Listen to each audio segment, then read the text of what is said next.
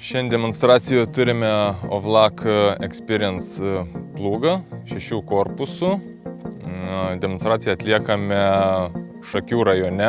Su šiuo plūgu galima važiuoti traktoriui šalia vagos, tai ypač gerai dirbant su dubliais.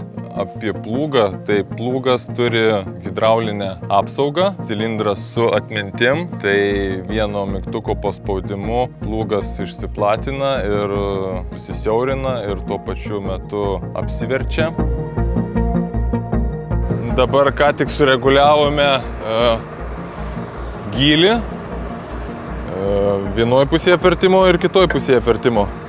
Reguliuojam šitos varžtus, išsukimas vieną kartą pasukimas pilnas reiškia 1,2 cm gylio, daugiau arba mažiau, priklausomai išsuksi ar susuksi. Išbandom naują svajonę,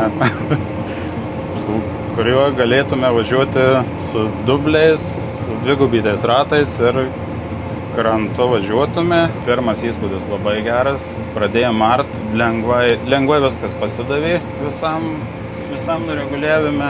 Nuo pirmų vagų galim labai dar ir klaidingai būt, bet jau.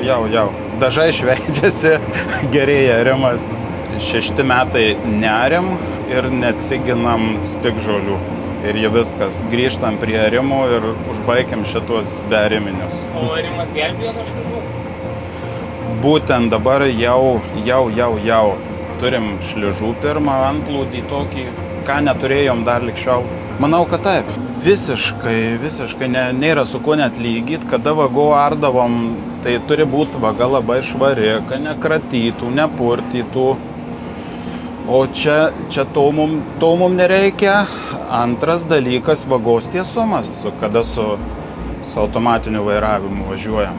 Tai čia jau mes seniai tą sumastę, tik tai ieškojom kainos atžvilgių ir kokybės.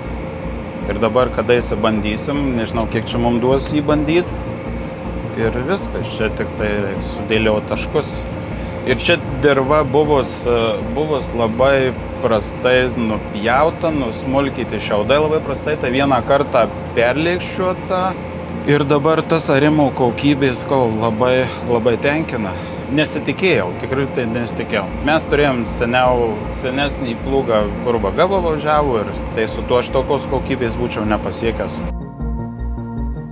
Su šiuo plūgu išgavome norimą ūkininko gylį, tai yra apie 28 cm gylio. Traktorio greitis buvo apie 7-8 km per valandą. Šito traktoriaus gale 310 arklių ir darbo metu variklio apkrova siekia iki 90%. Tai va, jeigu ir jūs norite išbandyti šitą plūgą savo ūkyje, kreipkitės į Agroteką.